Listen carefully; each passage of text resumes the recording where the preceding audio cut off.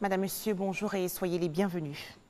En Côte d'Ivoire, 16 nouveaux cas d'infection à coronavirus ont été enregistrés, portant à 261 le nombre total des cas confirmés, annonce faite hier par le ministère de la Santé et de l'Hygiène publique. Ce département ministériel annonce également 37 guérisons et 3 décès.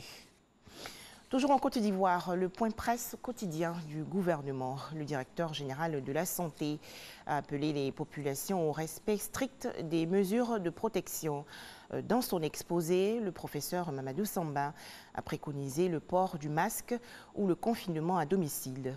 Le ministère de la Sécurité et de la Protection civile, de son côté, a souligné que dans la nuit du 4 au 5 avril dernier, 16 individus ont été interpellés pour violation du couvre-feu.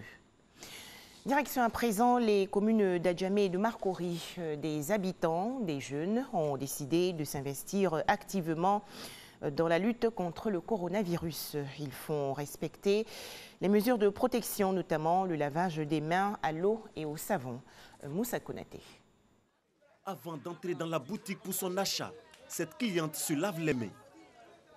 Avant, c'est à cause de la maladie qu'ils ont mis tout ça pour nous protéger. Dans ce quartier de Willansville, dans la commune d'Adjamé, l'intérêt du lavage des mains pour freiner l'évolution du coronavirus semble être bien compris. Des dispositifs de lavage des mains sont visibles à plusieurs coins de rue. Toute une organisation mise en place par les jeunes. Il y a une dame, c'est elle, on va la voir pour faire venir de l'eau. À tout moment, quand il y a l'eau presque finie dans les bidons, c'est elle qui fait venir l'eau.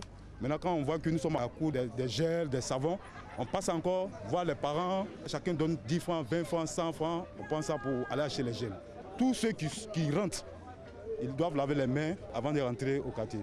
Ils ont décidé de leur propre chef, compte tenu de la situation sanitaire qu'on vit, de doter la rue de seaux, de gel, de savon pour le lavage de façon permanente des mains. À toutes les entrées, à toutes les sorties. En tout cas, c'est une obligation. Les mesures de prévention de la pandémie de Covid-19 engagent la responsabilité des populations. Se laver régulièrement les mains, cette mesure barrière est une exigence à l'entrée de cette cité, à Marcory.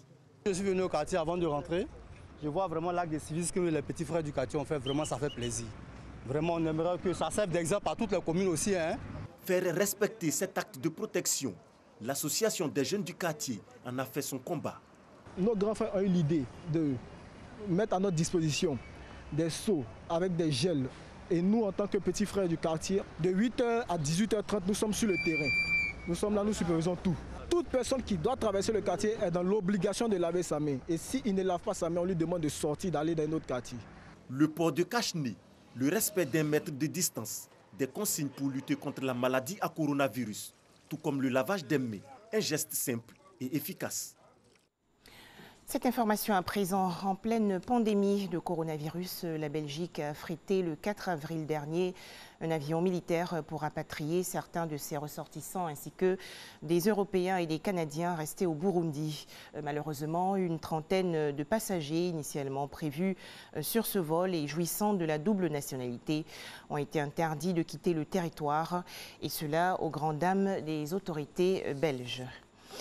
L'actualité au Kenya, le gouvernement a fermé les parcs nationaux en même temps que l'espace aérien pour lutter contre la propagation du coronavirus. Mais avec la chute du nombre de touristes, le fonds pour assurer la protection de la faune sauvage baisse également et les braconniers pourraient en profiter.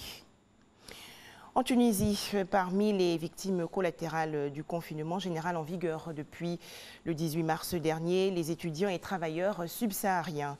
Si le gouvernement tunisien a prévu des mesures d'urgence pour ses ressortissants, rien n'a été annoncé pour cette communauté subsaharienne, désormais privée de revenus. Un grand mouvement de solidarité citoyenne s'est donc mis en place. Enfin, en République démocratique du Congo, merci de nous avoir suivis.